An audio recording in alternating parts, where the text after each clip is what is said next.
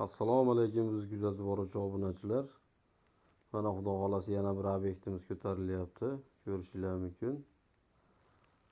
Arzon hamda sifatli xizmatlarimizni siz azizlarga taklif etib qolamiz.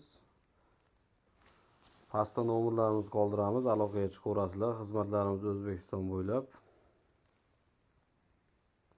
Tom, naves, to'yxona, angar, teplitsa, shunga o'xshagan metal konstruksiya ishlarini hammasini qilib beramiz.